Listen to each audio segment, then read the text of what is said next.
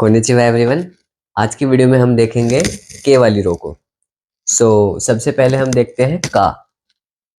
के और ए को मिला के बनता है का। कोई भी सेंटेंस जापानीज में अगर का से खत्म होता है, इसका मतलब है कि क्वेश्चन मार्क की तरह वो यूज हो रहा है। के और आई को अगर हम देखें तो वो बनता है की, फिर कु, के, को। पहले हम का को लिखने का स्ट्रोक ऑर्डर देख लेते हैं, 1, 2 एंड 3। और इसके ये सारे फ़ॉन्ट वेरिएशंस हैं जो अभी ऊपर आए हैं। और इसको याद रखने के लिए मेमोरी हिंट मैं आपको देता हूँ। जैसे ब्लेड से अगर हम किसी स्टिक को कट करें तो जो शेप बनेगा वो कुछ ऐसा ही होगा। की को लिखने का स्ट्रोक ऑर्डर है 1, 2, 3 एंड 4।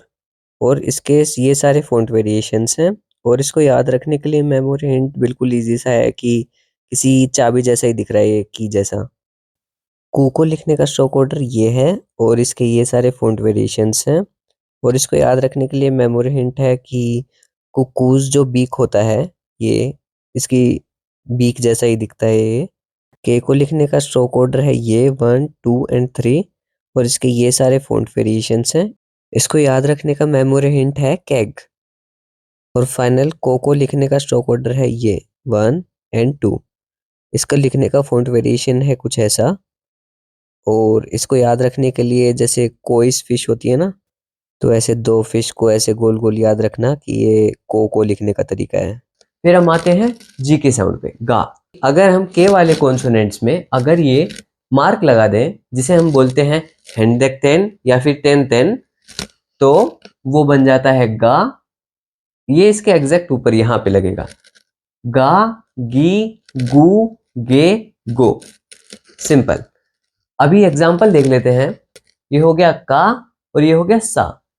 कासा का मतलब होता है जापानीज में अम्ब्रेला। फिर ये की होता है, उसका मतलब होता है ट्री। फिर ये ची, कुची, कुची मतलब होता है माउथ। फिर हो गया के सा, केसा, इसका मतलब हो गया दिस मॉर्निंग।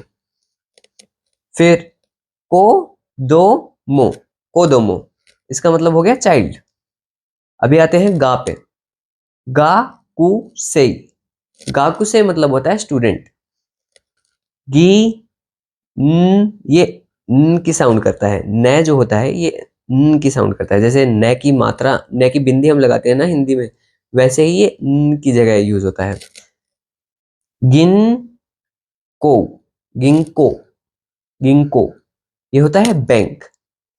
फिर गु आई, आ ई, गुआई, इसका मतलब होता है कंडीशन या फिर हेल्थ।